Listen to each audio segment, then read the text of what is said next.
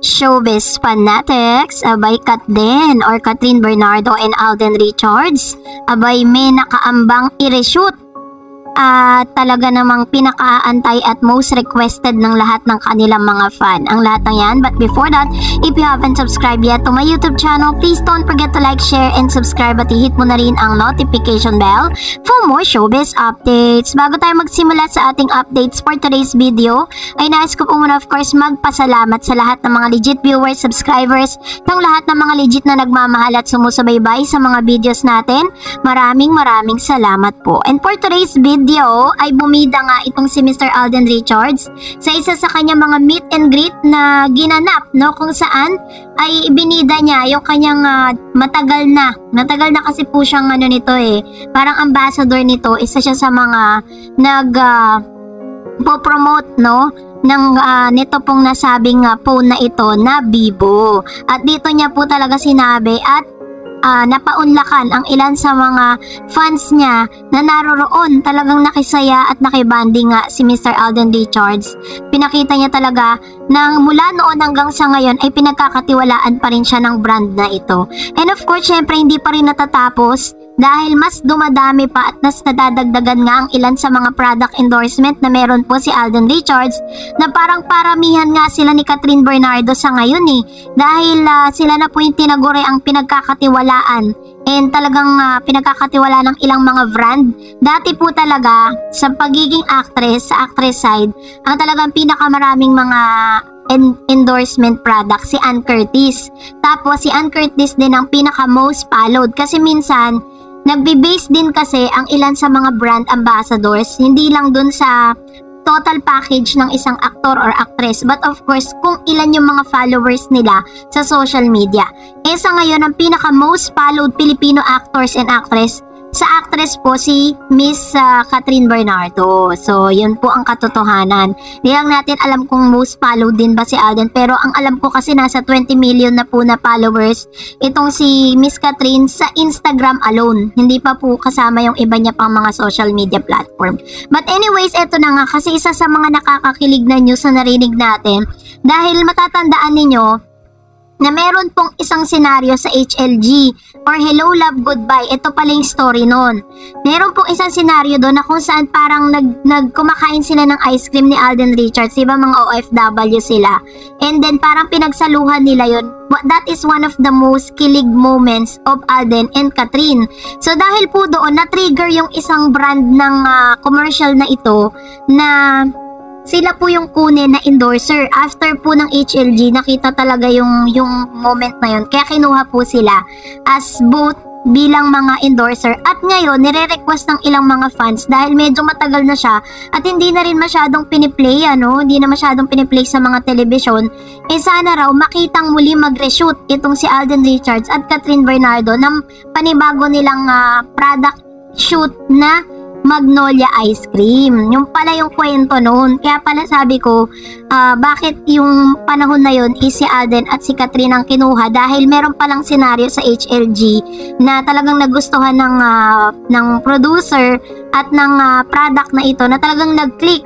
At pagkatapos silang mailabas yung HLG na yon, yung part 1 na umani po pinaka most sila po yung blockbuster na movie, 'di ba, na wala pa pong nakatalo dun sa kanila pong yung pinakamalaking kinita, no, hindi po natalo. Pero nung lumabas po yung Rewind, yun medyo nagpangalawa po sila. Pero this time aawardan pa rin sila bilang King and Queen. Ang pinaka-inaabangan ko dito is yung behind the scene videos and photos na lalabas after nilang i-reshoot ang commercial na ito.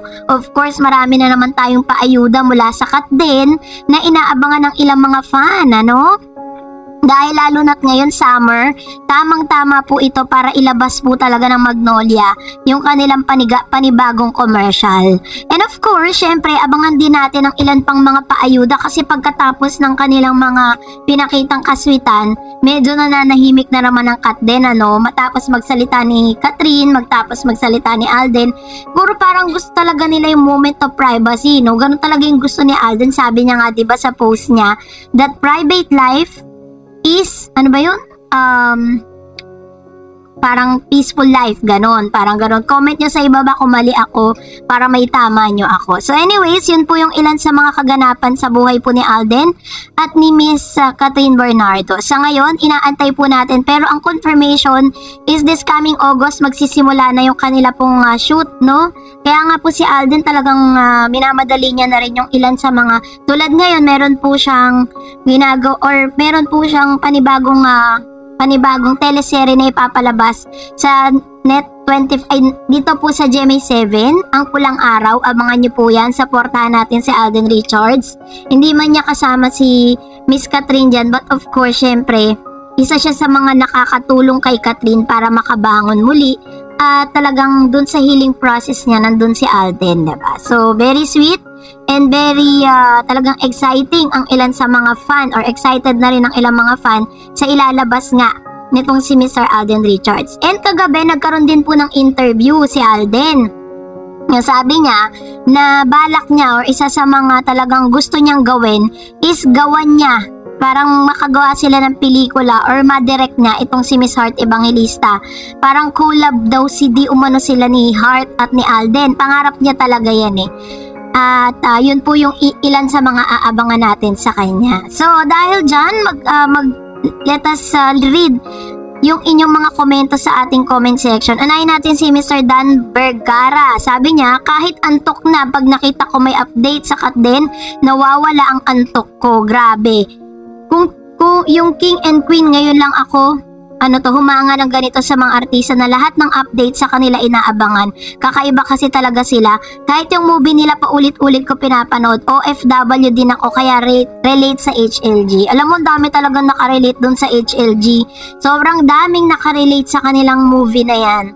Sabi ni Miss Martina Bacani, sobra na ang social media. Sana makita ng NBI kung sino ang walang isip na yan. Good for him. Katden. True.